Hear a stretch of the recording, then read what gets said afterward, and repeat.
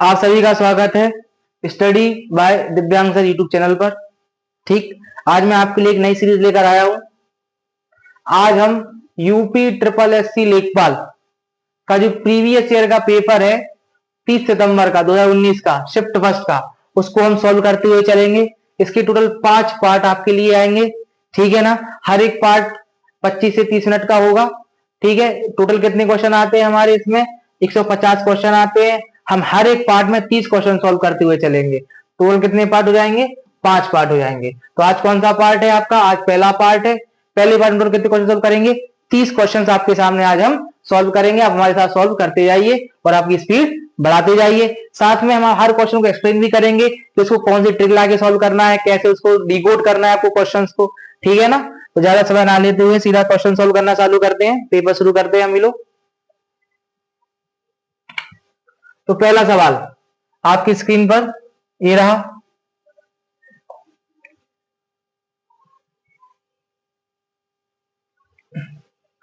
ठीक है, तो इसको अलग कर लेते हैं, देख लीजिए। पहला तो थोड़ा सा बता देते हैं, एक सेकंड। ये चूंकि एक फिगर वाला क्वेश्चन है, तो इसमें क्या होता है, आपको चारों फिगर की आवश्यकता पड़ेगी। तो थोड़ा सा इसको सॉल्व छोटा कर लेंगे स्क्रीन को, जिससे आपको चारों फिगर इकट्ठे दिख जाए एक ही बार में, ठीक है। तो क्वेश्चन क्या है, पहले क्वेश्चन पढ़ेंगे। क्वेश्चन क्या है आपका? सेलेक्ट द फिगर, उस फिगर को सिलेक्ट करो which has the same relation to figure C, उस फिगर को सिलेक्ट करो जिसका संबंध सी से उस प्रकार हो जिस प्रकार बी का किससे है? ए से है। मतलब एक फिगर आपका बी है, इसका संबंध इससे जिस प्रकार हो, ठीक उसी प्रकार यहां पर उसको सेलेक्ट करो जिसका संबंध किसके साथ हो जाए? एग्जैक्ट सी के साथ हो जाए। तो आपको ये फिगर देखना है, इन दोनों को, उसके हिसाब से आपको सेम लॉजिक यहां लगाना है, ठीक है। तो अभी हम क्या देख रहे हैं? ठीक है, तो क्या लग रहा है आपको? पहले तो देखिए क्या लग रहा है। यहां पर सभी में एरो ज्यादा आ रहा है, तो अपन एरो को उठाते हैं। तो ये देखिए एरो कैसा है, पहले तो ये एरो नॉर्थ की तरफ है। फिर हम क्या देख रहे हैं, जब ये एरो ए से काय में आया, बी में आया, तो आप देख रहे हो ये एरो कैसा हो गया? इस प्रकार हो गया। मतलब एरो कैसा था, जो पहले ऐसा था वो 90 डिग्री क्लॉकवाइज घूम गया। कैसा घूम गया? घड़ी ऐसी चलती है आपकी, तो 90 डिग्री क्लॉकवाइज ऐसा घूम गया। कैसा घूम गया? ऐसा घूम गया। अब ये वाला देखो, अगर ये ऐसा है तो इसकी 90 डिग्री क्लॉकवाइज घड़ी ऐसी चलेगी, ऐसी चल रही है, घड़ी ऐसी जा रही है।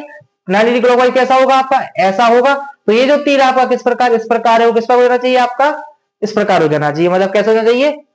ऐसा हो जाना चाहिए। तो देखो किस में है, इसमें दिख रहा है अकेला और इसमें दिख रहा है। तो इसके ऑप्शन कौन से हैं आपके? केवल इसके ऑप्शन की उम्मीद या तो 2 है या फिर तीसरा है। मतलब 1 वाला भी नहीं है और 4 वाला भी नहीं है। ये क्लियर हो गया। अब इन दोनों में क्या लग रहा है? इन दोनों में आप एक चीज देख रहे होगे कि जब ये ए से बी में हो रहा है तो ये सर्कल है आपका, वो क्या हो गया? फिल हो गया। हो गया ना। तो आपको जब सी से डी में जाओगे तो सर्कल क्या होना चाहिए? फिल होना चाहिए। तो इसमें तो फिल नहीं हो रहा है, इस वाले में फिल हो रहा है। तो इसका जवाब आपका कौन सा है? थर्ड वाला, ठीक है। तो तो ये जो सी फिगर है वो किससे रिलेट कर रहा है आपका? थर्ड वाले फिगर से। तो इसका आंसर क्या हो गया आपका? थर्ड वाला फिगर। समझ में आ गया? आगे बढ़ते हैं, अगले सवाल की तरफ चलते हैं। फुल स्क्रीन आप लोग देख रहे होंगे पूरे सवाल पे। देखिए दूसरा सवाल आपकी स्क्रीन पर ये रहा, सभी लोगों को दिख रहा होगा पूरा स्क्रीन सवाल का। पहले तो आप लोग खुद पढ़ लीजिए सवाल। सवाल क्या है? सवाल क्या है? देखिए सवाल क्या है। सेलेक्ट अ डिफरेंट वर्ड, किसको सेलेक्ट करना है हमको? उस सबसे अलग शब्द को सेलेक्ट करना है। From the list of the, एक आपको लिस्ट दी गई है, 1 2 3 4 5 6 7 8 9, इस 9 शब्दों की लिस्ट दी गई है। इसमें से आपको वो शब्द अलग करना है जो कैसा हो? अलग हो। मतलब ये 9 शब्द में से 8 शब्द कैसे होंगे जिनकी मीनिंग अलग होगी या जो किसी चीज से संबंध रखते होंगे, और वो एक शब्द कैसा होगा? वो अलग होगा जो किसी से मिलता जुलता नहीं होगा। तब वो क्या पता लगाना है? उस एक शब्द को अलग करना है। तो पहला शब्द क्या है आपका? इग्नोर। क्या है आपका? इग्नोर। इग्नोर मतलब क्या होता है? इग्नोर मतलब क्या होता है? आपको किसी को इग्नोर कर देते हो, इग्नोर मतलब क्या करते हो? छोड़ो उसको। इग्नोर मतलब अपन बोल देते ना, इसको इग्नोर करो, जाने दो। तो इग्नोर मतलब ना जाने दो। इग्नोर का मतलब अवॉइड भी कह सकते हो, किसी को करना अवॉइड कर देना, बोलते हैं अपन, हमने इसको जाने दिया, अवॉइड कर दिया, अब इससे बोलना नहीं हमको, तो उस टाइप से अवॉइड करना। अगला क्या होता है? रिकॉग्नाइज करना। रिकॉग्नाइज मतलब नहीं होता, मतलब होता है आपने किसी व्यक्ति को एक्सेप्ट कर लिया, क्या कर लिया, उसको रिकॉग्नाइज कर लिया। हम बोलते हैं ना कि हमने संस्था को रिकॉग्नाइज कर लिया, है ये संस्था यूजीसी रिकॉग्नाइज है, या फिर ये व्यक्ति रिकॉग्नाइज, इस व्यक्ति को हमने अपने लिए एक्सेप्ट कर लिया, तो उसका मतलब रिकॉग्नाइज मतलब ये अलग हो गया।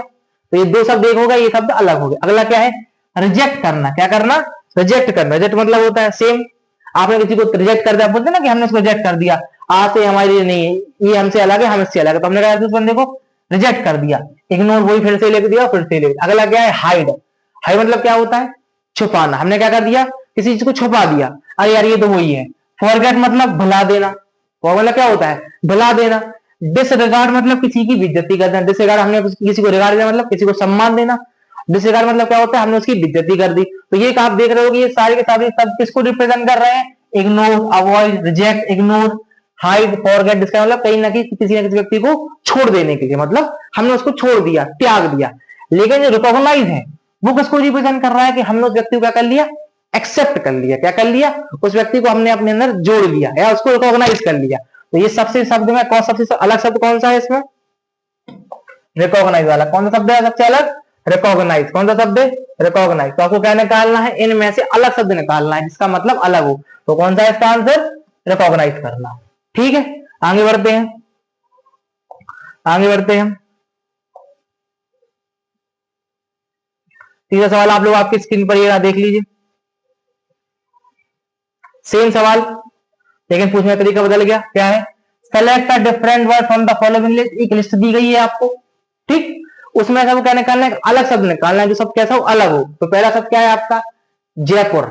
ठीक है, हमारे जयपुर के बारे में नहीं पता, लेकिन जोधपुर तो पता ही होगा। जोधपुर में नहीं पता तो जैसलमेर तो सबको पता ही होगा कि ये कहां पर है, आपके राजस्थान में है। ठीक है, छतरपुर कभी नहीं सुना हमने। अजमेर ये भी कहीं लगता है राजस्थान में है। बीकानेर, बीकानेर के तो बिस्कुट भी आते हैं, बीकानेर का तो केक भी आता है, सबको पता है राजस्थान में। चित्तौड़गढ़, चित्तौड़गढ़ के बारे में सभी सुना होगा। कोटा तो सभी चीज के लिए फेमस है, आपके के कोटिंग कोचिंग है, सभी कोटा इसके लिए फेमस है, IEEE जेईई नीट के लिए। उसके बाद है शिखर, और पुष्कर में तो मंदिर भी है। तो कुल मिला के समझ में आ रहा है कि अधिकतर सारे के सारे शहर काय के में, राजस्थान के शहर है।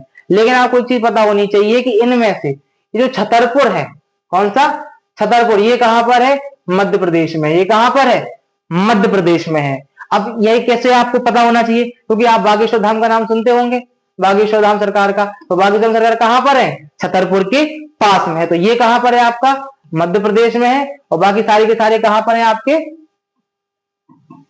राजस्थान में। कहां पर है आपके, राजस्थान में है। तो इसमें सबसे अलग कौन सा वर्ड कहलाया आपका, अलग वर्ड कौन सा कहलाया आपका इसमें से, छतरपुर। कौन सा है, छतरपुर। ठीक है, आगे बढ़ते हैं। अगला सवाल क्या है, आपको सवाल पढ़ लीजिए पहले तो। The following diagram, the following diagram the result of सर्वे। एक डायग्राम है, आपको डायग्राम दिख रहा होगा, अभी अपन दिखा देंगे यहाँ पर। Is the result of the survey conducted for the number of language spoken by employ in a particular department of the company. एक कंपनी है, ठीक है, एक कंपनी है, उस कंपनी में क्या है, एक डिपार्टमेंट है। ये कंपनी है आपकी, इस कंपनी में क्या है, एक डिपार्टमेंट है। ठीक है, एक कंपनी में डिपार्टमेंट है। अब इस डिपार्टमेंट में सर्वे कराया गया, जिसमें क्या पता लगाया गया कि नंबर ऑफ लैंग्वेजेस, कौन व्यक्ति कितनी लैंग्वेजेस बोलते हैं, कितने लोग कौन कौन सी लैंग्वेजेस बोलते हैं, उसका हमने क्या किया, एक सर्वे किया। अब उस सर्वे करने के बाद हमने ये डायग्राम बनाया, डायग्राम आपको दिखाएंगे। अब करना क्या अपने को क्या करना है, स्टडी द डायग्राम। डायग्राम को पहले तो पढ़ना है and identify the option that is incorrect. कौन सा सवाल, कौन सा निकालना है जो कि इनकरेक्ट है, मतलब गलत है, वो अपन को पता करना है। ठीक है, तो अपन आगे बढ़े। तो पहले तो अपन ने सवाल देखा, क्या है सवाल, देख लिया आप लोग, दिख रहा होगा, ये आपको वेन डायग्राम दिख रहा होगा। ये एक्चुअल में क्या है, वेन डायग्राम है। सभी लोग देख रहे होंगे वेन डायग्राम है। ठीक है, देख लीजिए क्या लग रहा है आपको। कुछ लोग कैसे हैं, इंग्लिश बोलते हैं, कुछ लोग कैसे हैं, हिंदी बोलते हैं, कुछ लोग कौन है जो मराठी बोलते हैं। ठीक है, अपने को क्या निकालना है कि ये जो स्टेटमेंट है उनमें से कौन सा स्टेटमेंट कौन सा है, इनकरेक्ट मतलब गलत है, वो अपन को पता करना है। ठीक है, तो अपन ने निकालेंगे, क्या निकालेंगे, तो पहला पढ़ते हैं अपन, क्या है पहला क्या है, the total number of employees who participate in the survey 54। पहला स्टेटमेंट क्या है, टोटल नंबर ऑफ एम्प्लॉय, जितने लोग एम्प्लॉय, जितने टोटल नंबर ऑफ एम्प्लॉयज हैं जिन्होंने सर्वे में क्या किया, भाग लिया, वो कितने टोटल आपके 54 हैं। तो ये पता करना है अपन को, ठीक है। तो इन सबको क्या कर लेंगे, अपन जोड़ देंगे तो पता चला कितने नंबर ऑफ एम्प्लॉय हैं, तो जोड़ दीजिए। टोटल अगर अपन को निकालना है तो कौन सा है, पहले तो क्या करेंगे, 10 plus 8 plus 12 plus 3 plus 5 plus 7 plus 9 कर लीजिए। 8 12 और 8 20 और 10 30, सीधा सीधा आ गया। 7 5 12, 12 और 3 15 और 9 45 और 9 54, यही आ गया। मतलब जो टोटल नंबर ऑफ एम्प्लॉय जिन्होंने सर्वे पार्टिसिपेट वो कितने हैं आपके 54 है। इसका मतलब ये सही आ गया स्टेटमेंट। तो स्टेटमेंट आपका कैसा है, बिल्कुल सही है। अपन को कौन सा निकालना है, जो स्टेटमेंट गलत है, तो ये इसका आंसर तो नहीं होगा। ठीक है, अगला करते हैं। अगला स्टेटमेंट पढ़िए आप लोग। 30 employ can speak Hindi. 30 employees जो हिंदी बोलते हैं वो कितने एम्प्लॉय हैं, 30 एम्प्लॉय हैं। तो हिंदी वाला गोला आप लोग देख रहे होंगे कौन सा है, हिंदी वाला गोला कौन सा है, ये वाला गोला हिंदी का है। आप लोग देख रहे हैं ये हिंदी का गोला है। तो टोटल एम्प्लॉय कितने हिंदी बोलते हैं, 30। तो जोड़ लीजिए कितने हैं हिंदी बोलने वाले, कितने लोग हैं, 12 8 3 7, 12 और 8 20 और 7 3 10, तो कितने एम्प्लॉय हो गए, 30 एम्प्लॉय हो गए टोटल। तो ये स्टेटमेंट बिल्कुल आपका कैसा हो गया, सही हो गया। तो अपने को क्या निकालना है, इनकरेक्ट निकालना है, तो ये भी इसका आंसर नहीं है। अगला देखिए, 30 employees can not speak Marathi. 30 employees वो हैं जो मराठी नहीं बोल पाते हैं। तो पहले तो ये पता चाहिए मराठी कौन बोलता है। तो मराठी वाला गोला कौन सा है आपका, ये वाला। ये वो लोग हैं जो मराठी बोलते हैं। अब अपने को क्या पता करना है, वो लोगों को निकालना है जो मराठी नहीं बोलते। तो मराठी नहीं बोलने वाले कितने लोग हैं, ये गोला है मराठी ना बोलने वालों का। तो इनको जोड़ दीजिए। कौन लोग हैं, नॉट मराठी स्पीकिंग, जो मराठी नहीं बोलते हैं। तो पहला कितने हैं, 10, कितने बचे 8 और कितना है 12। तो ये भी आपका कितना आ गया, 30 आ गया। तो इसका मतलब मराठी ना बोलने वाले लोग अभी कितने हैं आपके, 30। तो ये स्टेटमेंट आपका बिल्कुल सत्य है। ठीक है, अब यहाँ पे एक चीज हो गई है, ये तीनों सही है तो अगला वाला तो गलत होना ही होना है, क्योंकि एक ना एक तो आंसर इसका है ही, लेकिन इसको ही मिला लेते हैं। 23 employ can speak only 2 languages. तो 23 एम्प्लॉय कितने हैं जो अकेले 2 लैंग्वेज बोलते हैं, तो वो आपको दिख ही रहा होगा। ठीक है ना, 2 23 से तो ज्यादा ही है या कम होंगे। तो ये स्टेटमेंट एक्चुअल में, तो ये 3 सही है, ये चौथा वाला ऑटोमेटिक आपका क्या हो गया, गलत हो गया। ठीक है, आगे बढ़ते हैं अगले क्वेश्चन की तरफ। अगला क्वेश्चन आपके लिए रहा, अगला क्वेश्चन आपका किसका है, डाइस का है। देख रहे होंगे आप लोग, सभी लोग को दिख ही रहा होगा इमेज, देख लीजिए। देखो सवाल, सभी लोग स्क्रीन पर ये रहा, क्या है, 2 पोजीशन ऑफ अ डाइस। एक पासा है, क्या है, एक पासा है आपके पास, डाइस है, उसकी 2 पोजीशन आपको दे दी गई है। एक पोजीशन ये है और दूसरी पोजीशन आपकी ये है। इफ, क्या बताया सवाल में, क्या दिया है आपको, इफ 1 इज अपोजिट टू 5, मतलब कि जो एक है वो किसके विपरीत है, 5 के विपरीत है। मतलब एक किसके अपोजिट है, आपके 5 के अपोजिट है, ये आपको दिया गया है। अब आपको क्या निकालना है, आपको निकालना है then which number will be exactly opposite to 2, 2 के अपोजिट निकालना है। तो आपने एक 1 फिगर वाली ट्रिक पढ़ी होगी कि जो नंबर कॉमन है उसको क्या करना है, आपको उसको पकड़ के या तो क्लॉकवाइज घूम जाइए या फिर एंटी क्लॉकवाइज घूम जाइए। हम क्या करेंगे, क्लॉकवाइज घूम जाएंगे। तो पहले तो एक के क्लॉकवाइज घूमेंगे तो क्या आएगा, 1 के बाद 3 और 3 के बाद 4। तो 1 के बाद 3 और 3 के बाद 4, यही आएगा। फिर क्या है 5, तो 5 से क्लॉकवाइज घूमेंगे तो 5 के बाद 6 और 6 के बाद 2, तो 5 के बाद 6 और 6 के बाद 2। अब क्या समझ में आया आपको, ये जो 2 अपोजिट, ये जो ऊपर नीचे लिखा है वो कैसी है, आपस में अपोजिट फेसेस है। वो कौन से फेसेस है आपस में, अपोजिट फेसेस। अपने किसकी अपोजिट निकालना है, 2 का। किसका निकालना है, 2 का। तो 2 का अपोजिट क्या है आपका, 4। 2 का अपोजिट कौन सा फेस है आपका, 4 नंबर का। तो इसका आंसर कौन सा है आपका, 2। समझ में आ गया। इससे पहले कौन सी ट्रिक लगाई है, 1 कॉमन फिगर वाली, आपने पढ़ा ही होगा कि एक कॉमन फिगर जब होता है तो उस फिगर को लेते हुए या तो क्लॉकवाइज घूम जाइए या फिर एंटी क्लॉकवाइज घूम जाइए। तो आप जो नंबर आप लिखते आओगे वो जो अपोजिट होंगे, जो आप ऊपर नीचे लिखोगे वो दोनों कैसे होंगे, आपस में विपरीत होंगे एक दूसरे के। तो वही ट्रिक अपन ने यहाँ पर यूज करके क्या निकाल लिया कि 2 के विपरीत क्या है आपका, 4 है। ठीक, अगला सवाल, अगला वाला सवाल, अच्छा अगला सवाल किसका है? अगला वाला सवाल आपका है डायरेक्शन और डिस्टेंस का। ठीक, आपको दूरी भी दी गई है और साथ में आपको दिशा भी दी गई है और साथ में क्या दी गई, उसके साथ आपको दूरी भी दी गई है कि कौन व्यक्ति कितना चला। तो देख लीजिए सवाल आपको दिख रहा होगा, क्या है? John walks 12 kilometre east from point A, मतलब पहले तो आपको पॉइंट क्या बनाना है, ए बनाना है, एक पॉइंट। ठीक है, अब जॉन नाम का व्यक्ति ए पॉइंट से 12 किलोमीटर कहां गया?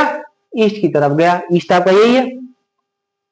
एंड देन टर्न्स लेफ्ट, आप ऐसे खड़े तो आपका लेफ्ट कौन सा हो गया? ऊपर वाला। राइट कौन सा हो गया? नीचे वाला। तब वो कहां मुड़ गया? ऊपर की तरफ। ये मुड़ गया व्यक्ति, कहां मुड़ गया? ऊपर की तरफ मुड़ गया। एंड वॉक्स 5 किलोमीटर, और ऊपर चल के कितना चला गया? ये 5 किलोमीटर चला गया, चला गया। और कहां पहुंच गया? पॉइंट बी पर ही पहुंच गया।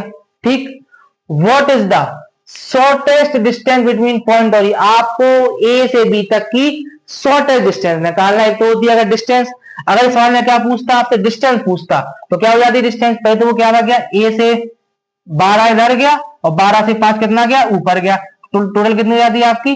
17। लेकिन ये नहीं है, आपसे क्या पूछा है? Shortest distance. शॉर्टेस्ट मतलब कौन सी होती है? ए से बी तक डायरेक्ट अगर आप 3 निकाल दोगे तो ये कौन सी डिस्टेंस है? Shortest distance. अब आपको एक चीज देखती आ रही होगी, ये तो क्या बन गया? ये तो 90 डिग्री का कोण बन गया। तो इसमें क्या लग जाएगा? पाइथागोरस प्रमेय लग जाएगी। पाइथागोरस प्रमेय क्या कहती है आपकी कि ए बी का स्क्वायर किसके बराबर होता है? आप मान लीजिए इसको डी दे दीजिए ना, तो क्या हो जाएगा? बी डी का स्क्वायर और प्लस ए डी का स्क्वायर। देखिए आप सोच रहे होंगे कि किस स्टेप बाय कर रहे हैं, तो क्या होता है बहुत सारे लोग यूट्यूब पर ऐसे होते हैं जिनको बेसिक भी नहीं आता है, तो इसके जरिए क्या होगा? आपका जिनका आता है उनका बेसिक रिवीजन हो जाएगा, और जिनको नहीं आता है तो वो सीख भी रहे हैं। तो अपने को मेन मोटो क्या होना चाहिए? अपना सीखना होना चाहिए। ठीक है ना? तो आप देख रहे होंगे ये प्लस का आप वैल्यू पुट कर दीजिए। बीडी की वैल्यू कितनी है आपकी? 5 का स्क्वायर, और एडी की वैल्यू कितनी है? 12 का स्क्वायर। 5 का स्क्वायर आपका 25 होता है, 12 का स्क्वायर आपका 144 होता है। आपने दोनों को देखा कितना आ गया? 169 आ गया। आप क्या है? ए बी है, इसका आपने क्या हटाया? रूट हटाया। देख लीजिए, जैसे ही आपने रूट हटाया तो ये क्या चढ़ गया? अंडर रूट चढ़ गया। तो किसका है? इसका 13 का स्क्वायर है, कितना है? 169। तो ये कितनी डिस्टेंस क्या लगे आपकी? 13। शॉर्ट डिस्टेंस कहां से? ए से बी तक की शॉर्ट डिस्टेंस कितनी है? 13 किलोमीटर। तो सवाल का जवाब क्या हो गया? शॉर्टेस्ट डिस्टेंस बिटवीन ए से बी कितनी है आपकी? 13 किलोमीटर। इसका आंसर क्या है आपका? 13 किलोमीटर। ठीक है, आगे बढ़ते हैं अगले सवाल की तरफ। ठीक, अगला सवाल किसका है? अगला सवाल है आपका स्टेटमेंट का और कंक्लूजन का। मतलब इसमें क्या होता है? आपको एक स्टेटमेंट दिया है, इससे मतलब आपको एक स्टेटमेंट दिया है, परिभाषा दी है, उस स्टेटमेंट के ऊपर आपको 2 सार की बातें दी गई हैं। तो आपको यह पता लगाना है कि कौन सी सार की बात उस स्टेटमेंट को क्या करेगी? फॉलो करेगी। ठीक है, तो स्टेटमेंट क्या है आपका? ड्यूरिंग इलेक्शन, इलेक्शन की मतलब जब इलेक्शन होते हैं, पॉलिटिशियंस यूज एब्यूसिव वर्ड, जो पॉलिटिशियंस हैं वो एब्यूसिव वर्ड का यूज करते हैं for the candidate of other party, जो दूसरी पार्टी कार्यकर्ता होते हैं उनके प्रति। And some even make rude gesture, और कुछ रूड जेस्चर भी बना लेते हैं। ठीक है, तो आपको स्टेटमेंट क्या समझना है? कुछ पॉलिटिकल पार्टी जो है वो गलत शब्दों का प्रयोग करते हैं दूसरे पार्टी के लोगों के लिए। तो ये तो आपका क्या है? स्टेटमेंट है। अब सार की बात आप क्या निकाल सकते हैं इससे?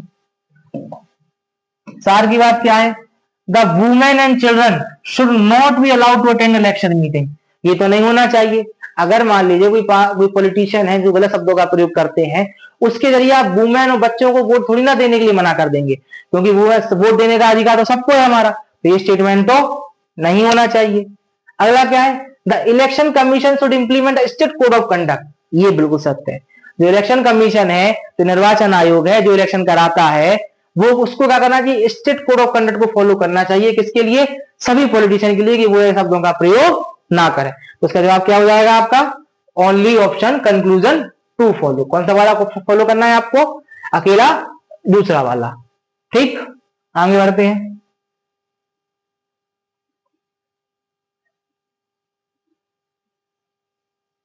अगला कौन सा स्टेटमेंट, अगला कौन सा क्वेश्चन है आपका? देख लीजिए, पहले ऊपर कर देते हैं। देखो, ये वाला किसका स्टेटमेंट है आपका? ये, हाँ, ये क्या होते हैं? अजम्पशन। ये कौन से रीजनिंग का पार्ट है आपका? ये स्टेटमेंट है और साथ में क्या है? Valid assumption. अजम्पशन मतलब क्या होते हैं? पहले कोई बात कही गई होगी, पहले कोई अजम्पशन कहा गया होगा, उस बात के कहने के बाद किसी व्यक्ति ने कोई प्रतिक्रिया करी, तो पहले अजम्पशन होता है, उसके बाद कोई स्टेटमेंट दिया जाता है। तो इन सवालों में क्या होता है कि स्टेटमेंट दिया गया होता है, आपको ये बताना होता है कि इस स्टेटमेंट को बोलने के पहले ऐसे क्या कहा गया होगा जिसके लिए स्टेटमेंट आपको बोला गया। तो जैसे क्या है कि रमेश नाम का व्यक्ति हु इज डायबिटिक, मतलब कौन है? रमेश नाम का व्यक्ति का डायबिटीज है। एट आइसक्रीम, उसने क्या खा ली? शक्कर, उसने आइसक्रीम खा ली। On the occasion of friends wedding, अपने दोस्त की शादी में, अपने फ्रेंड की वेडिंग, अपने दोस्त की शादी, उसने क्या खा ली? आइसक्रीम खा ली, जो कि कौन है? डायबिटीज का मरीज है। Despite the doctors categorically warning, doctor की वार्निंग देने के बावजूद भी उसने, रमेश ने क्या खा ली? आइसक्रीम खा ली। ठीक है, अब ये स्टेटमेंट है। अब इस स्टेटमेंट को बोलने के पहले कोई ना कोई ऐसी बात तो कही गई होगी जिसको ये बोला गया, तो अपन को वो पता करना है। ठीक है, तो पहला स्टेटमेंट क्या है? Friend does not like Ramesh more, जो फ्रेंड है वो रमेश को पसंद नहीं करते हैं। अब आइसक्रीम खाने की बात से रमेश को पसंद करने को जो बात होती नहीं है, तो ये स्टेटमेंट फॉलो नहीं होगा। अगला स्टेटमेंट क्या है? The doctor does not like ice cream, अरे रमेश को शुगर है ना, डॉक्टर को थोड़ी ना शुगर है, डॉक्टर को थोड़ी ना डायबिटीज है, डॉक्टर रमेश को डायबिटीज है, तो डॉक्टर को आइसक्रीम क्यों नहीं पसंद रहेगी खाना? डॉक्टर तो बिल्कुल खा सकता है आइसक्रीम। तो ये स्टेटमेंट बिल्कुल सूट नहीं करता। अगला क्या है? Ice cream is not good for Ramesh health, ice cream Ramesh की स्वास्थ्य के लिए अच्छी नहीं है। ये बिल्कुल सही ऑप्शन है, जो बिल्कुल डायरेक्टली लिंक करता है। तो आपको इसको करेक्ट कर देना है, नहीं करना है। क्यों? हो सकता है इसका अगला वाला और एक्यूरेट हो, तब वो क्या लगाना है? Most accurate. कौन सा लगाना है? Most accurate. ठीक, तो अगला क्या है? Diabetic patient do not like doctor, तो डायबिटीज के जो पेशेंट होते हैं वो डॉक्टर को पसंद नहीं करते हैं। क्यों नहीं कर सकते? इलाज तो डॉक्टर ही करेगा ना। तो स्टेटमेंट अपने आप में क्या हो गया? पूरी तरह गलत। तो सही जवाब कौन सा है? आइसक्रीम जो है रमेश की हेल्थ के लिए अच्छी नहीं है। इसी को कहने के बाद आप ये कह सकते हो कि डिस्पाइट डॉक्टर की वार्निंग करने के बावजूद भी रमेश जो कि डायबिटिक पेशेंट था उसने आइसक्रीम खा ली। तो ये आपका क्या हो गया? अजम्पशन। इसको धारणा मानते हुए आपने उस स्टेटमेंट को बोल दिया। ठीक है ना? इस स्टेटमेंट को ध्यान में रखते हुए आपने इस धारणा को ध्यान में रखते हुए आपने ये वाला स्टेटमेंट बोल दिया। उसका सही आंसर क्या है आपका? 3। ठीक, आगे बढ़ते हैं अगले क्वेश्चन की तरफ।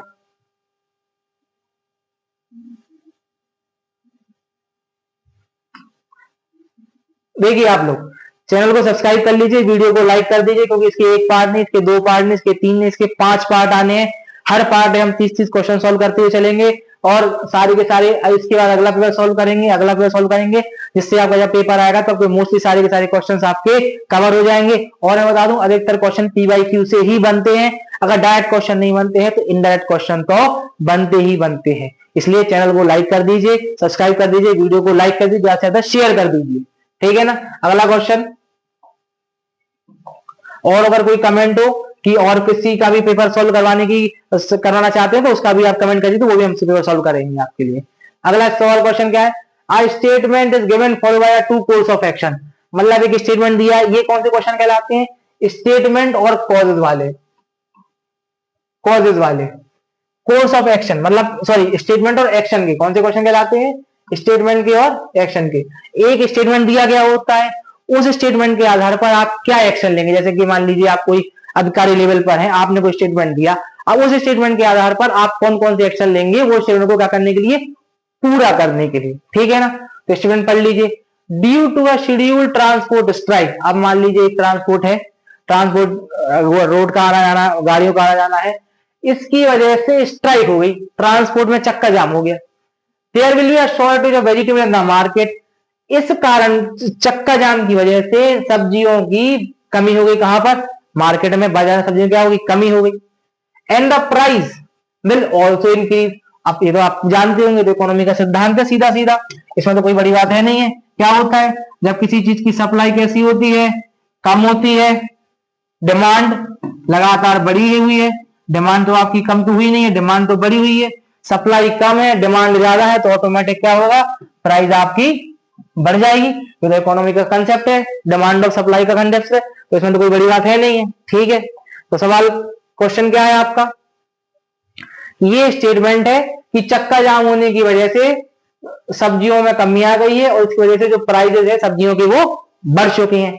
अब आप इस स्टेटमेंट को ध्यान में रखते हुए क्या आप एक्शन करेंगे, आप क्या करेंगे कि ये जो स्टेटमेंट है, ये जो चक्का जाम है वो क्या हो जाए, खुल जाए, या जो मार्केट में जो वेजिटेबल की कमी हो गई है वो दोबारा से ना हो। तो पहला क्या करेंगे, द गवर्नमेंट, क्या स्टेटमेंट है, the government should talk to the transport union, government जो है ट्रांसपोर्ट यूनियन से बात करके स्ट्राइक को क्या करवा दे, कैंसिल करवा दे। ये बिल्कुल वैलिड है, यही करना पड़ेगा। अगर चक्का जाम हो गया है तो क्या करना पड़ेगा, सरकार को, जिन्होंने यूनियन, जिन लोगों ने चक्का जाम किया है उनसे बात करनी पड़ेगी और स्ट्राइक कराना पड़ेगा, कैंसिल कराना पड़ेगा। तो ये तो ठीक है। अगर इस पे जाएंगे तो क्या होगा, इसके हिसाब से ओनली ऑप्शन वन ठीक है, हो सकता है इसमें दोनों भी तो ऑप्शन है, हो सकता है दोनों भी दूसरा स्टेटमेंट बिल्कुल सत्य हो, इसको भी देख लेते हैं।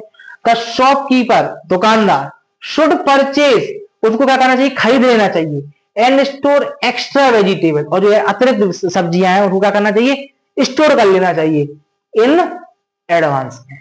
अगर मान लीजिए दुकानदार है, अगर दुकानदार ने कोई चीज जो वेजिटेबल सब्जियां उनको अगर स्टोर करके रख लिया तो क्या होगा मार्केट में, अरे अगर मान लीजिए कोई चीज स्टोर कर लिया आपने तो क्या होगा, सप्लाई क्या हो जाएगी, और कम हो जाएगी। सप्लाई कम होगी तो डिमांड अभी और बढ़ जाएगी, जब डिमांड बढ़ जाएगी तो क्या होगा, उसकी जो प्राइस है वो भी आपकी बढ़ जाएगी। अरे लॉ ऑफ डिमांड का फिर से सेम कंसेप्ट है। अगर किसी व्यक्ति ने पहले से एडवांस अपन ने ना कोई अपन चीज पहले से स्टोर कर लेते तो क्या होगी, सप्लाई कम हो जाएगी, डिमांड अभी भी बढ़ी हुई है तो प्राइस ऑटोमेटिक बढ़ जाएगा। तो ये काम सरकार को नहीं करना है, तो क्या करना है, अकेला गवर्नमेंट को बात करके इस टाइप का करवाना है, आपके लोगों को कैंसिल करवाना है। तो इसका आंसर क्या हो जाएगा, प्रोसीडिंग वन ओनली, ना कि टू। ठीक है, आगे बढ़ते हैं सवालों में। अगला सवाल,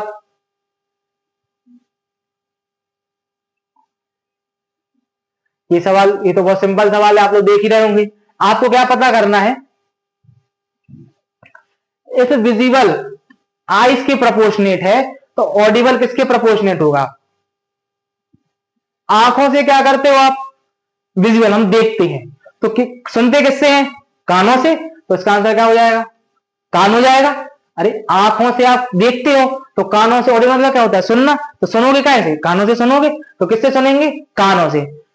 आंखों से देखते हैं और कानों से सुनते हैं, तो इसका आंसर क्या हो जाएगा, ईयर। अगला क्या है, अगला देखिए, ये भी उसी के जैसा है। इफ द बुक, अगर जो बुक है वो किसके प्रोपोर्शनेट है, आपके राइटर के, तो सॉन्ग, बुक को कौन लिखता है, राइटर, तो सॉन्ग को कौन लिखता है, लिरिस्ट वाला, कौन लिखता है, लिरिस्ट लिखता है। लिरिक्स होते हैं ना, किसी सॉन्ग के बोल होते हैं, जो बोल, उसको वो क्या कहलाती है, लिरिक्स कहलाती है। क्या कहलाती है, लिरिक्स। किसी, जब कोई गाना लिखा जाता है, कोई सॉन्ग लिखता है, तो सॉन्ग के जो बोल होते हैं, शब्द होते हैं, उसको हम लोग क्या कहते हैं, लिरिक्स, LYRICS, क्या कहते हैं, लिरिक्स। ये सवाल पेपर में पूछे जाते हैं, ठीक है ना, स्पेलिंग एरर में सवाल आ जाते हैं, लिरिक्स। अब लिरिक्स को करने वाला कौन कहलाता है, लिरिक्स कहलाता है, LYRICIST, कौन कहलाता है, लिरिक्स कहलाता है। ठीक है, तो क्या हो गया इसका आंसर, बुक कौन लिखता है, राइटर, गाना कौन लिखेगा, आपका लिरिस्ट। ठीक, तो इसका आंसर क्या होगी, लिरिस्ट। डायरेक्टर नहीं होगा, डायरेक्टर तो दिशा देता है, प्रोड्यूसर पैसे लगाता है, स्क्रीन राइटर भी नहीं होता, इसका आंसर क्या होगा, लिरिस्ट होगा। अगला कौन सा है आपका, ये किसका सवाल है, कोडिंग डिकोडिंग का सवाल है। अब आपको यहाँ पर एक कोड दिया गया है, क्या दिया गया है, ये कोडिंग डिकोडिंग का सवाल। इसमें क्या है, कॉपर नाम को, कॉपर लिखा हुआ है, कॉपर है COPPER, कॉपर है, कॉपर को क्या लिखा गया है, C15 P16 E18। अब आपने थोड़ा अलग अलग किया तो आपको एक चीज देखने में आई होगी, क्या देखने में आया होगा कि सी का सी एज इट इज लिखा, लिख दिया। ओ क्या है, ओ की प्लेस वैल्यू क्या है, 15 है। आपको ये पता होना चाहिए, इजोटी, ये क्या है, इजोटी है, ये प्लेस वैल्यू है 5, 10, 15, 20 और 25। कौन सी है, 25। इन्हीं के आसपास वैल्यू आपको ये याद रखना है, 5, 10, 15, 20, EJOTY। इसी के आसपास सारी की सारी वैल्यू होती है, 4 कम 4 ज्यादा, 4 कम 4 ज्यादा, 4 कम 4 ज्यादा, 4 कम 4 ज्यादा, और लास्ट में एक आखिरी में और 4 इसके पहले, बस। तो अब आपको देख रहे हैं ओ की प्लेस वैल्यू क्या है, 15 है, ठीक है, अपन ने देख लिया। फिर क्या देखा अपन ने, फिर से अपन ये चीज देख रहे हैं, क्या देख रहे हैं कि जो पी को क्या लिख दिया इन्होंने, एज इट इज पी को फिर लिख दिया। और आप जानते होंगे ओ के बाद क्या आता है, पी आता है, मतलब पी की प्लेस वैल्यू क्या होगी आपकी, 16 हो गई। अब आप फिर देखो यहां पर अगली वाले में क्या लिखा है इन्होंने, 16 लिख दिया, ठीक है। अब फिर अपन और आगे देखते चलते हैं क्या लग रहा है आपको। अब अपन जहां से उन्होंने प्लेस वैल्यू, फिर उन्होंने क्या लिख दिया, ई को उन्होंने ई लिख दिया, और आर को उन्होंने आर की प्लेस वैल्यू क्या लिख दी, 18 लिख दी। तो इसका मतलब क्या है, पहला वर्ड है, फिर अगले वाले वर्ड की क्या है, प्लेस वैल्यू है, फिर वर्ड है, फिर प्लेस वैल्यू है, फिर वर्ड है, फिर प्लेस वैल्यू है। तो अपन ने डिकोड कर लिया स्टेटमेंट को। अब अपन को निकालना किसका है, इसका निकालना है, एक सेकेंड, अपन को निकालना किसका आया, सोडियम का। किसका निकालना है, सोडियम का। तो पहले तो क्या आएगा, पहले तो क्या लिखना है, सी का सी लिखा था तो क्या लिखना है, एस का एस लिखना है। अच्छा, इसको आवश्यकता नहीं है, जब आपने एक को डिकोड कर लिया तो इसकी आवश्यकता नहीं है दूसरे की। हाँ, अगर इसको डिकोड ना कर पाओ तो फिर इसको देखा जाता है कि शायद इससे हमको पता चल जाए। जब पता चल गया अपन को कि ये क्या कह रहा है तो इजीली अपन कर सकते हैं। तो पहला एस का क्या है, एस आ जाएगा। अब ओ की प्लेस वैल्यू आपने देखी कितनी है, अभी हमने लिखा था ई जे ओ टी वाई, ओ की प्लेस वैल्यू कितनी है आपकी, 15। तो एस 15, इसको देख के कुछ लग रहा है क्या ऑप्शन, मतलब इसको देख के पता चल रहा है कि ये भी हो सकता है, ये भी हो सकता है, ये भी हो सकता है, मतलब ये वाला ऑप्शन कट गया। अब फिर उसके बाद क्या है आपका डी, ऐसी कैसी लिखा जाएगा। आई की प्लेस वैल्यू क्या होती है, आई जे, आई जे, जे की प्लेस वैल्यू कितनी है, 10, मतलब 10 से एक पहला मतलब 9, 10 से एक पहला कौन सा है, 9। तो आई की प्लेस वैल्यू क्या होगी आपकी, 9। तो अब देख लीजिए S15 D9 S15, मतलब ये वाला भी आपको ऑप्शन अब इन दोनों में से है, ठीक है। अगला कौन सा आपको अब क्या लिखना है आपको, इसके बाद SODI, अब क्या लिखना है, यू लिखना है। तो आपने यू दोनों में, अब आप देख लीजिए एम की प्लेस वैल्यू, एम की प्लेस वैल्यू कितनी होती है आपकी, 13। क्या होती है, 13। कैसे पता चला, एम एन ओ, ओ का क्या है 15, इसको देख के पता चल गया। 15 के पहले 14 और 14 के पहले 13, तो इसकी वैल्यू क्या है, S15 D9 U 13। तो ये कौन सा 21 है, तो ये नहीं है, इसका आंसर क्या है, S15 D9 U 13। इसका आंसर कौन सा है आपका, थर्ड वाला, ठीक है। आगे बढ़ते हैं।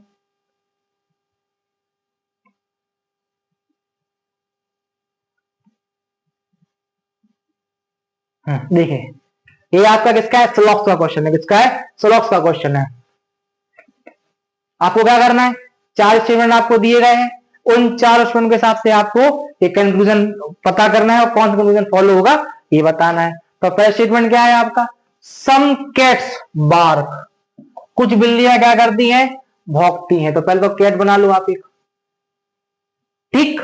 सम कैट्स बार्क, तो कुछ बिल्लियां कैसी होती हैं जो बार्क करती हैं, सॉरी कुछ बिल्लियां, सम कैट्स बार्क, कुछ कैट्स कैसी हैं जो बार्क करती हैं। Those who bark do not sleep, जो बार्क करती हैं। अब एक चीज आपको पता होना चाहिए, अब ये जो कैट्स हैं उनमें से जो बार्क कौन है, those who bark do not sleep, जो बार्क करती हैं। बार्क कौन सी करती हैं, ये करती हैं, तो ये सोती नहीं है, मतलब ये वाली जो बची कुछ है ये कौन है, ये स्लीप करती हैं। ये वाली कैट्स कौन सी हैं, जो सोती हैं, और ये वाली कैट जो है सोती नहीं है।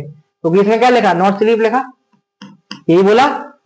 वो कैट्स जो बार्क करती हैं वो सोती नहीं है, तो पहले तो ये कैट्स है, इन कैट्स में से कुछ बार्क करती हैं, और जो बार्क करती हैं वो कौन सी है, वो सोती नहीं है। इतना पता चल गया आपको। ये देख के अगला स्टेटमेंट करो, ये वाला स्टेटमेंट हो गया, ये स्टेटमेंट हो गया, 2 स्टेटमेंट आपके सॉल्व हो गए। अगला स्टेटमेंट, ऑल एलिफेंट स्लीप, सारे के सारे एलिफेंट्स स्लीप, सो जाते हैं। अब सारे के सारे एलिफेंट, ये तो बताया नहीं है ये कैट है कि नहीं है, तो इसको अलग बना लेंगे अपन। सारे के सारे एलिफेंट स्लीप कर जाते हैं, तो ये स्लीप हो गया, ठीक, ये स्लीप हो गया, ठीक है।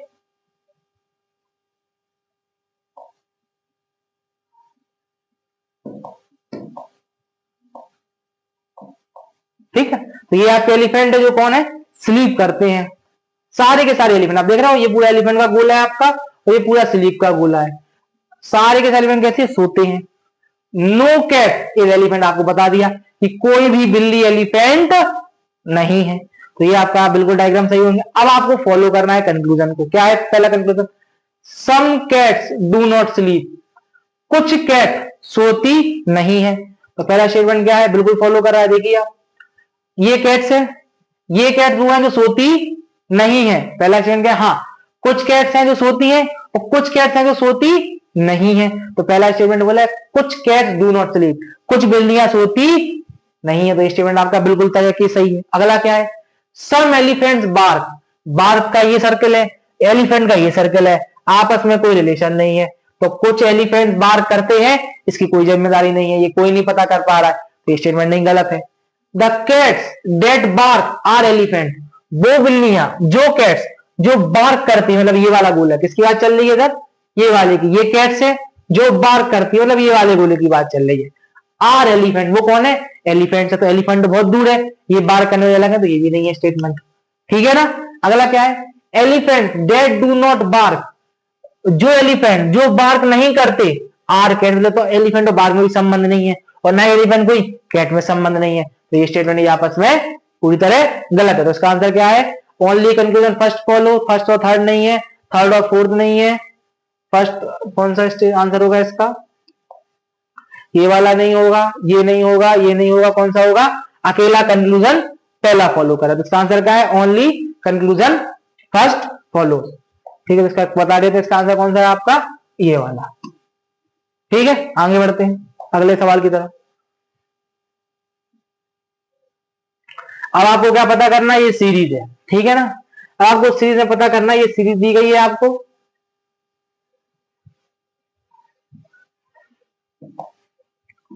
ये सीरीज दी गई है। इस सीरीज में आपको अगला वर्ड निकालना है, अगला जो सीक्वेंस है उसको पता करना है, ठीक है। तो पता कोशिश करते हैं अपन। पहले तो ये समझेंगे, सीरीज को डिकोड करेंगे कि ये सीरीज को कैसे बनाया गया होगा, ठीक है।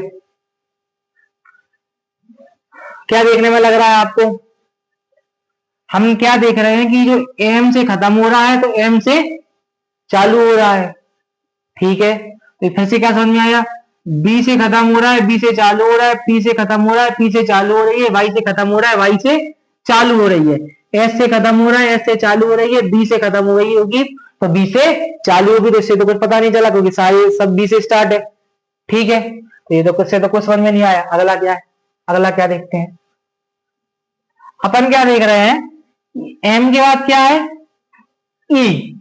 तो इधर एम के बाद क्या आ गया, एफ, मतलब एक जुड़ गया। ई में क्या जोड़ दिया अपन ने, एक जोड़ दिया, एम का एम लिख दिया, ई से क्या जोड़ दिया, एफ। अब देखो बी का बी लिख दिया, आर में क्या जोड़ दिया, +1 कर दिया, तो R S, P Q R S, S जोड़ दिया, ठीक है। एक तो की समझ में आ गई कि ऐसा जा रहा है, और देखते हैं बदल तो नहीं है कहीं जाके। पी का पी लिख दिया और डी को क्या जोड़ दिया, +1 कर दिया, डी ई, ठीक है। वाई का वाई, क्यू का एक जोड़ दिया तो क्यू का आर हो गया, एस का एस कर दिया तो सी का क्या हो गया आपका, डी हो गया, ठीक है। बी का बी लिख दिया और पी का क्या लिख दिया आपका, पी का क्या लिख दिया, क्यू, पी क्यू। तो इसकी अगली चीज क्या बन गई आपकी, डी और क्यू तक अपन पहुंच गए, ठीक है। तो क्या कर रहे हैं, पी को अपन ने एक जोड़ दे रहे हैं, तो अपन का डी क्यू मतलब ये वाला कट गया अपना, ये कट गया। अब इन दोनों में से अपन को आंसर निकालना, इन दोनों में से अपन को दिमाग लगाना है। यहां तक समझ में आ गया होगा कि अपन ने इन दोनों क्या कर दिया, एलिमिनेट कर दिया, ठीक है। अब इन दोनों में से देखना है, अब इन दोनों में से क्या लग रहा है आपको देखने पर,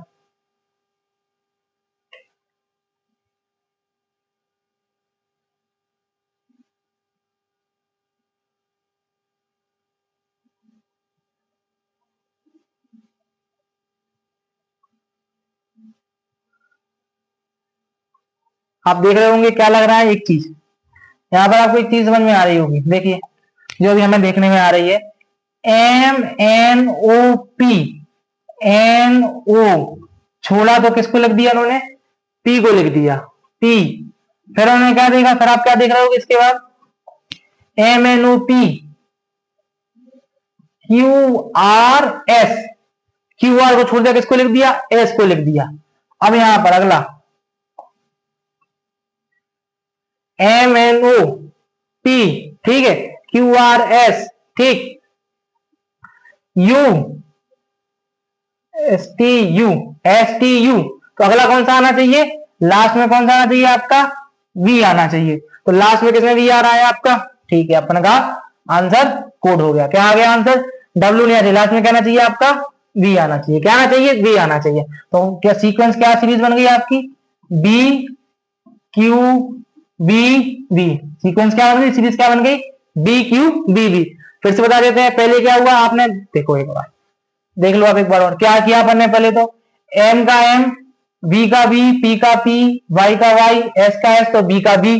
ठीक है, यहां तक पहुंच गए। फिर क्या देखा आपने, अगला वाला जो है उसके अगले वाले में एक जुड़ गया, E में एक जुड़ गया F, फिर यहाँ क्या है अगला R है। अब लास्ट वाले के पहले डिजिट को जोड़ देखना है आपको, तो R में क्या जुड़ गया S, R S, D में क्या जुड़ गया +1 E, Q में क्या जुड़ गया R, सी में क्या जुड़ गया डी, तो यहाँ पी में क्या जुड़ जाएगा आपका क्यू जुड़ जाएगा। तो जैसे ही क्यू जुड़ेगा तो ये दोनों आपस में क्या हो गए, एलिमिनेट हो गए। अब इन दोनों में अब हमने क्या देखा आपने कि एस के बाद बी, एस नहीं सॉरी एस नहीं, एम के बाद एम एन ओ दो छोड़ दिया उन्होंने, पी, फिर पी के बाद एस, और एस के बाद टी और यू को छोड़ के क्या आ गया बी, तो लास्ट वाले में क्या आ गया बी। तो इसका ऑप्शन क्या हो गया, पी सॉरी VQBV। तो ऑप्शन क्या है इसका, थर्ड वाला। इस तरीके से हम इसको सीरीज को निकाल लिया। आगे बढ़ते हैं, अगले में भी सेम, अगले में भी सीरीज का क्वेश्चन है। ठीक है, सीरीज देखिए, फिर से निकालने की कोशिश करते हैं हम, साथ में कोशिश करिए आप हमारे। ठीक है,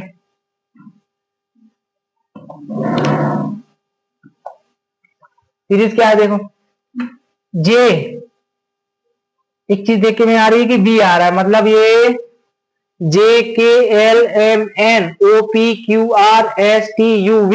ठीक है, मतलब एक एक छोड़ के आगे जा रहे हैं, मतलब यू के बाद बी तो आने ही आना है। अगला क्या है, अब आप क्या देख रहे होगे, ए के बाद ई आने में क्या देखा उन्होंने, BCD, किन को छोड़ दिया, तीन को छोड़ दिया, बी को छोड़ दिया, सी को छोड़ दिया, डी को छोड़ दिया। अच्छा ठीक है, अब क्या है, ई के बाद देख लेते हैं किसको आना है। जब ई के बाद ई किस पे आए, आई पर आए, तो इन्होंने किसको छोड़ा, ई, एफ छोड़ दिया, जी छोड़ दिया, एच छोड़ दिया, अगला आई। मतलब आपको पता चलेगा कि तीन तीन छोड़ के भरना है। तो अब आपको क्या जाना है, ए से जाना है। ए पे किसने छोड़ दिया इन्होंने, बी को छोड़ दिया, सी को छोड़ दिया, डी को छोड़ दिया, अगला कौन सा आना है, ई आना है। क्या आना है, ई आना है आपका। ठीक है, मतलब ये वाला आपका ऑप्शन कट गया, तीनों में से फिर बच गया। अब हम दूसरे पर आए।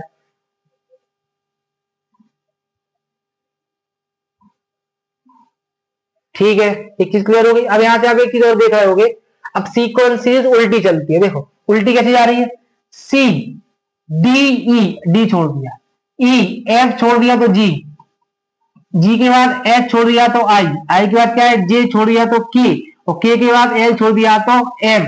मतलब सी के पहले किसको छोड़ना होगा, बी को छोड़ना होगा, और क्या आ जाएगा, ए आ जाएगा आपका। मतलब बी आएगा, ई आएगा और ए आएगा। अभी भी आप किस पे पहुंच गए, दो पे पहुंच गए है ना, एक तो दूसरे नंबर पे पहुंच गए और आप किस पे पहुंच गए, देखिए चौथे पर आप कहां तक पहुंच गए, 2 और 4 पर। क्यों, क्योंकि क्या है ए एम, आपने क्या देखा, सी, डी छोड़ा तो ई, एफ छोड़ा तो जी, एच छोड़ा तो आई, जी छोड़ा तो के, एन छोड़ा तो एम, और आप इसके पहले जाओगे तो आपने बी छोड़ना होगा तो क्या जाएगा, ए आ जाएगा। ठीक है, तो आप यहां तक तो पहुंचे, आपने दो चीजों को निकाल लिया, या तो इसका आंसर बी ए है या फिर बी ए है। अब देखो, अगर अपन को पता करना है कि ये 24 कैसे आना चाहिए या 32 कैसे आया, तो अपन एक काम कर सकते हैं, अपन ये जो प्लेस वैल्यू उनका टोटल कर सकते हैं। तो जे की वैल्यू, प्लेस वैल्यू क्या है 10, ए की क्या है 11 1, और एम की क्या है आपकी 13, क्योंकि हमको पता है ओ की कितनी है 15। तो M N O, M N O, तो इसकी 14 और इसकी 13। अगर आप इसको टोटल करोगे, अगर आप इसको टोटल करोगे तो कितना आएगा, 10 और 1 11, 11 और 13 24। तो हमको ये पता चल गया कि ये कितनी, ये कितना आ गया 24 आ गया। कैसे आ गया, जितनी भी ये डिजिट है, जितनी भी अल्फाबेट है, वो क्या करना है, प्लेस वैल्यू को जोड़ देना है।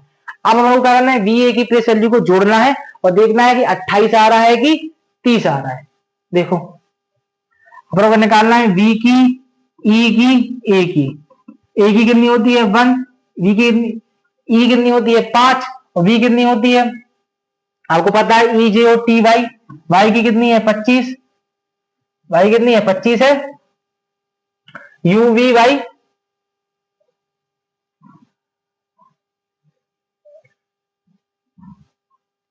हम्म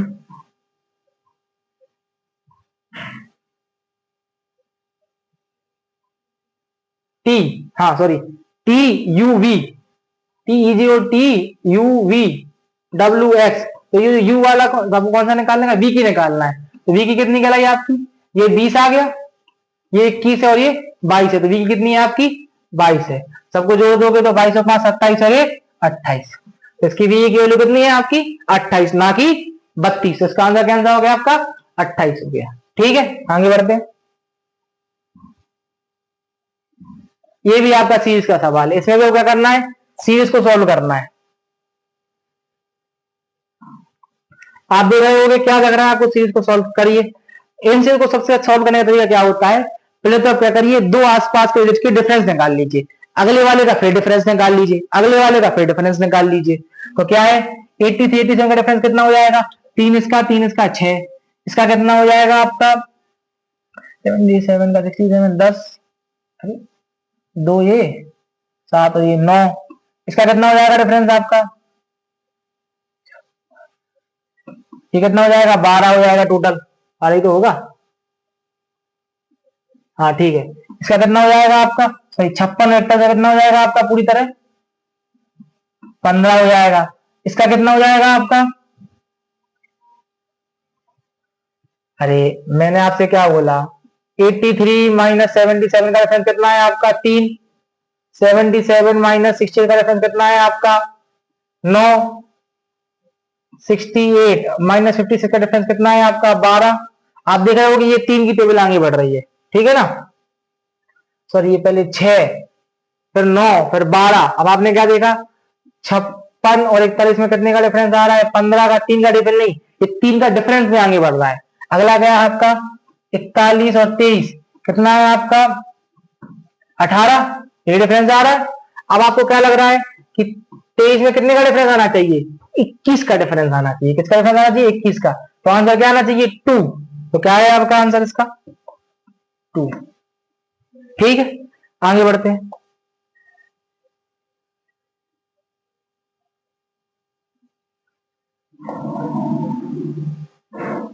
Read the following question, decide whether the following require additional information to answer it correctly. The age of the father and the son in the ratio if the mother is, ठीक है। क्या करना है आपको, सवाल क्या कह रहा है, पहले तो आपको इन्फॉर्मेशन पढ़नी है। अब आपको ये निकालना है, ये इन्फॉर्मेशन आपको दी गई है, आपको ये पता करना है कि इनमें से किस स्टेटमेंट को ऐड करा जाए, ये इनकी हम एज निकाल लें। ठीक है, तो आप पढ़ लीजिए सवाल क्या है।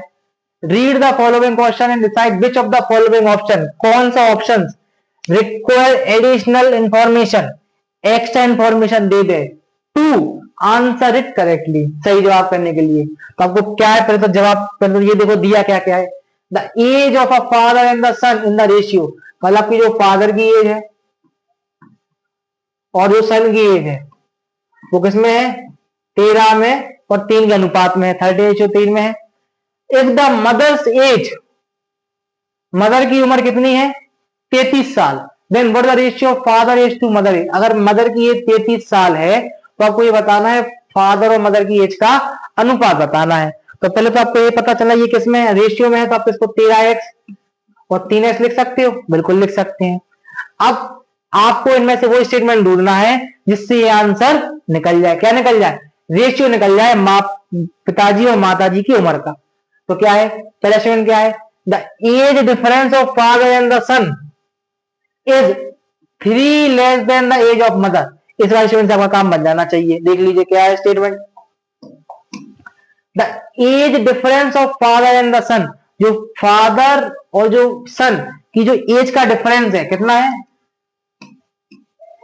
13x माइनस 3x बराबर 10x, is 3 less than the age of mother, जो मदर की उम्र है उसका 3 कम, मदर की उम्र कितनी है आपकी 33 है, उसका 3 कम मतलब 30। मतलब क्या है कि जो आपका 10x है वो किसके बराबर है, आपका जो 10x आ रहा था वो किसके बराबर आ रहा था 30 के बराबर आ रहा था। तो x की वैल्यू क्या आ गई आपकी 3 आ गई। अब फादर की एज का अनुपात कितना था 13x, 13×3=36, सॉरी 13×3=39, 13×3=39 और माता की एज कितनी है आपकी 33। तो आपका इसका आंसर निकल गया, किससे आंसर निकल गया फादर, इस वाले स्टेटमेंट से किससे निकल गया, तो इसका आंसर क्या कहलाएगा ये वाला। कि जो एज डिफरेंस है मदर और फादर का वो 3 साल कम है माता की उम्र से। तो इससे इस स्टेटमेंट से आपका आंसर निकल गया। तो आपको क्या पता करना है, वो स्टेटमेंट को पता करना है जिसके द्वारा इससे जवाब आपका निकल जाए। ठीक है, तो हम 5 मिनट का ब्रेक लेंगे, उसके बाद हम 19 से सवाल आपके आगे बढ़ाएंगे। तो हम 5 मिनट बाद आपसे मिलते हैं।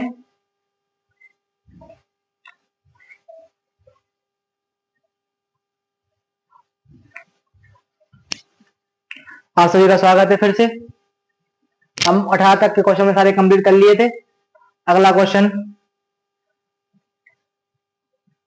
चैनल को सब्सक्राइब कर लीजिए, वीडियो को लाइक कर दीजिए, वीडियो को शेयर कर दीजिए, जिससे ज्यादा से ज्यादा लोग देख पाए और क्वेश्चंस को कर पाए। ठीक है, तो अगला सवाल कौन सा है आपका 19वां।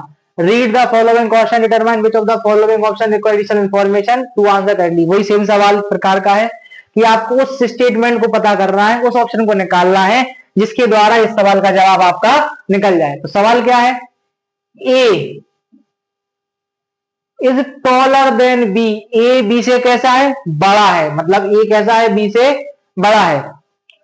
B is shorter than C, B कैसा है,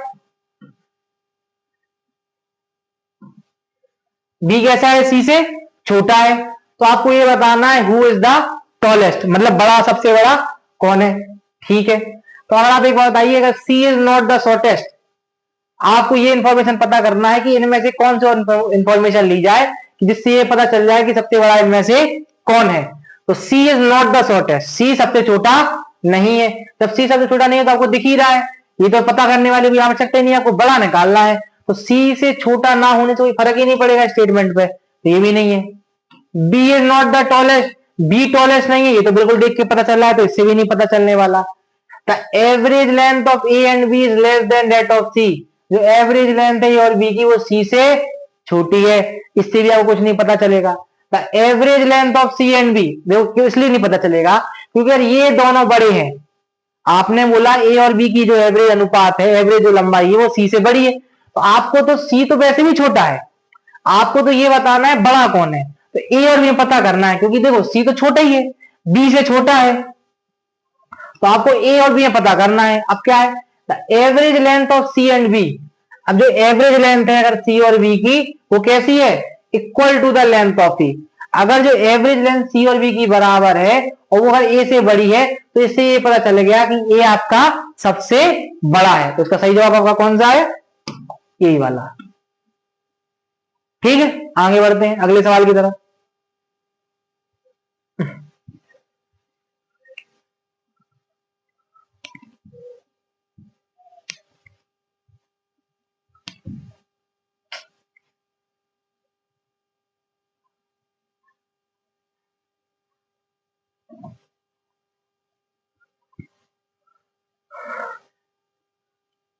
यहां पर शायद वाइफ लिखा था ना,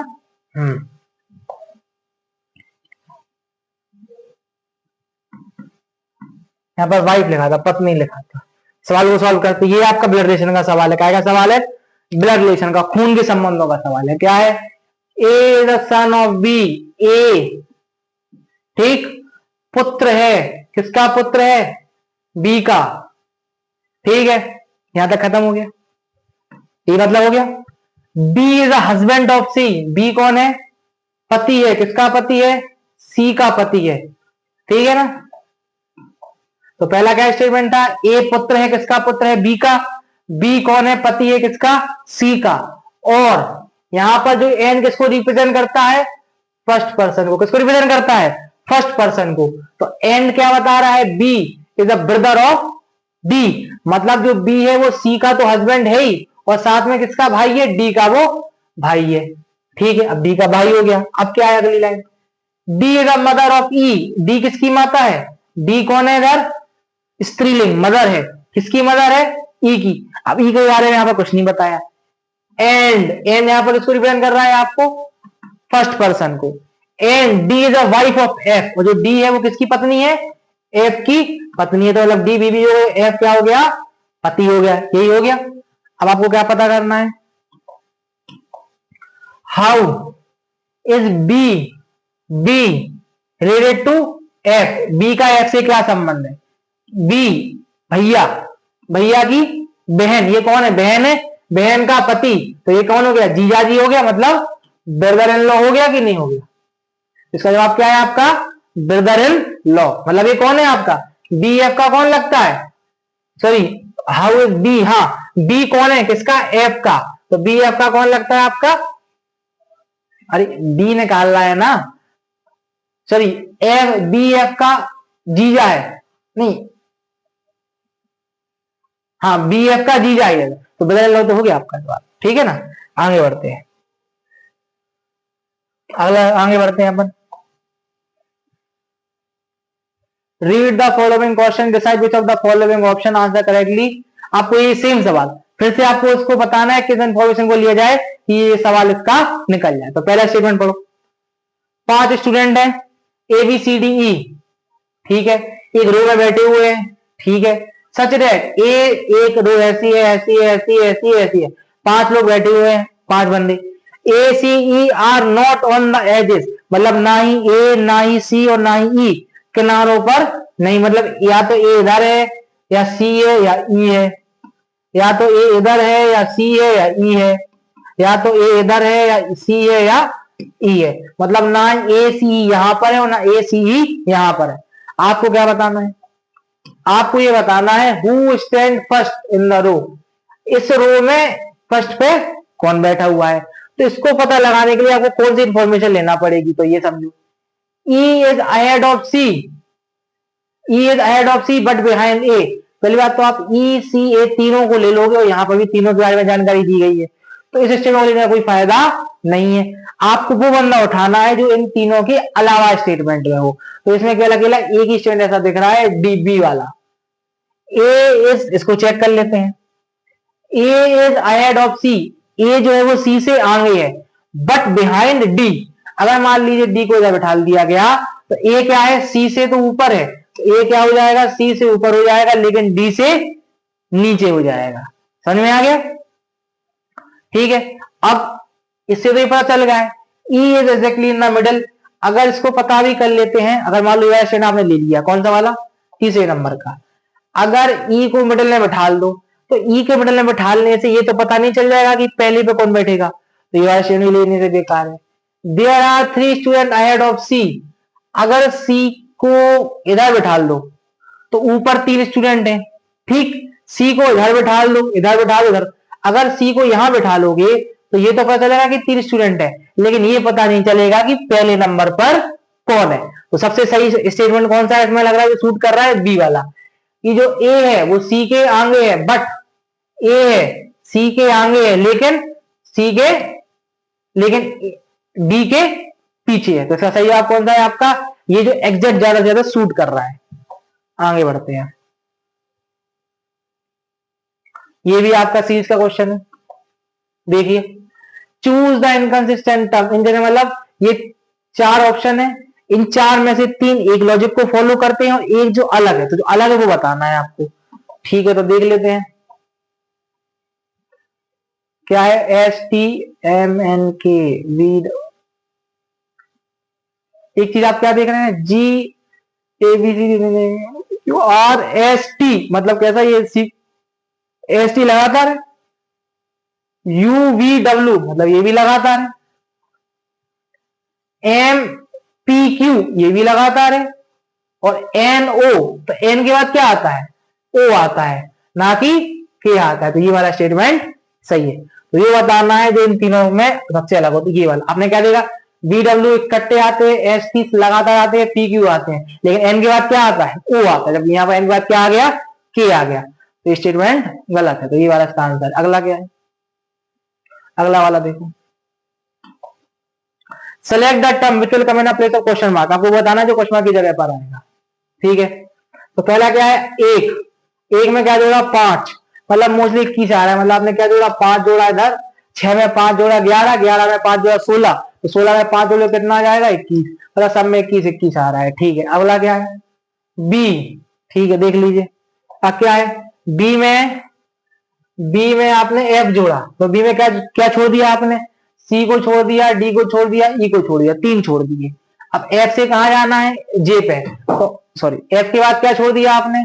एफ से कहा जाना है, जे में। किसको छोड़ दिया, जी को छोड़ दिया, एच को छोड़ दिया और आपने आई को छोड़ दिया। ठीक है, तो जे के बाद आपने किसको छोड़ दिया, के को छोड़ दिया, एल को छोड़ दिया, एम को छोड़ दिया, क्या आ गया, एन आ गया। आगे एन तक पहुंच गए अपन। अब एन के बाद क्या है, 3 को पे छोड़ दो, एन, ओ को छोड़ दो, पी को छोड़ दो, क्यू को छोड़ दो, अगला क्या आएगा, आर। तो इसका आंसर क्या आ जाएगा, 21 आ रहा है, ऑटोमेटिक 21 आ रहा है, आपको देखने की आवश्यकता पड़ी नहीं। इसका आंसर क्या है, 21 आर एम। ठीक, आगे बढ़ते हैं।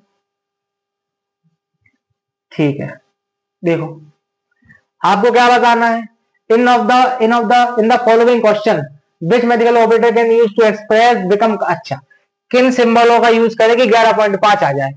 ठीक है, तो आप इसका तरीका एक तो क्या है, सारी कर करके देख लो, तो इतना सवाल जवाब समय होता नहीं है पेपर में, तो आपको एक थोड़ी सी यहाँ पर एक हिंट लेनी पड़ेगी कि अगर आप यहाँ पर डिवाइड का यूज कर देते हो तो कितना आ जाएगा, आधा आ जाएगा। ठीक है, अगर आपको एक बार करके थोड़ा सा एक आइडिया लेना पड़ेगा वो करने के पहले, सवाल को करने के पहले आइडिया लेना चाहिए कि कैसे आप कर सकते हो। अगर यहाँ पर क्या है, लास्ट ऑप्शन 15 है, इधर आपने 15.75, जैसी 75 आएगा 11.5 तो कभी नहीं आने वाला।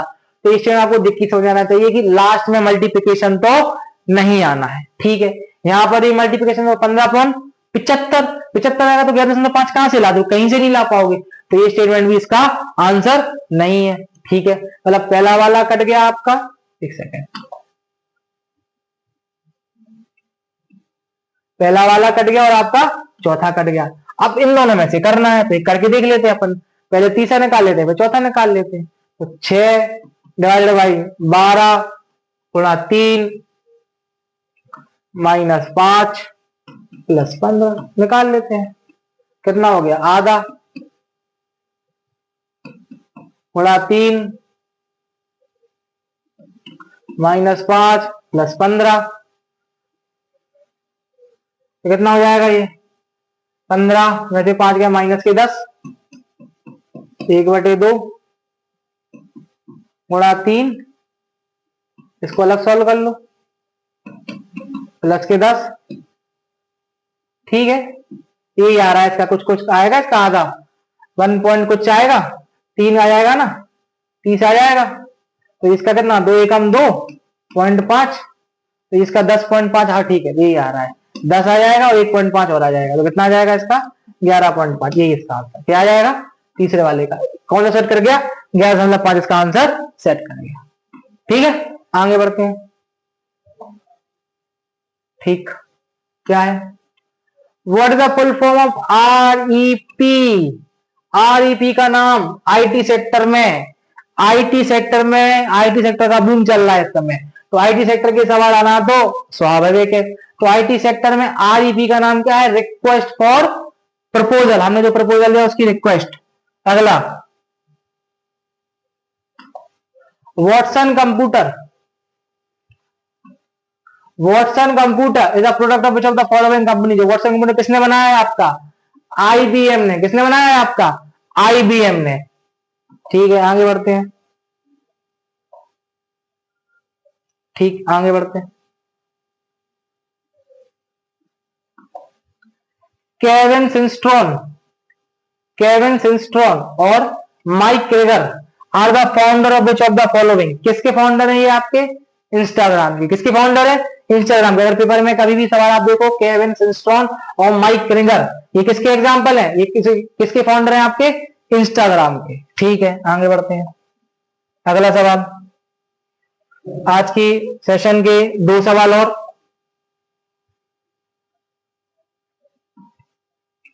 Who among the following, Banaras, BHU, Banaras Hindu विश्वविद्यालय किसने फाइंड किया था, मदन मोहन मालवीय ने। पता होना चाहिए आपको, BHU की स्थापना किसने की थी, मदन मोहन मालवीय ने। अगला क्या है, बड़ा इमामबाड़ा मेमोरियल। बड़ा इमामबाड़ा उत्तर प्रदेश में कहां पर है आपका, लखनऊ में। कहां पर है, लखनऊ में। एक तरफ गलती कर देते हैं प्रयागराज की तरफ, प्रयागराज में नहीं है, ये कहां पर है, बड़ा इमामबाड़ा लखनऊ में। कहां पर है, लखनऊ में। ठीक है, तो आज के 30 क्वेश्चन हमारे पूरे हो चुके हैं।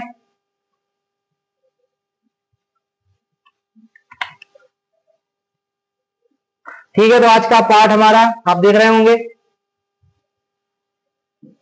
आज का पार्ट फर्स्ट हमने पूरी तरह, आज का पार्ट हमने पूरी तरह क्या कर लिया है, कंप्लीट कर लिया है।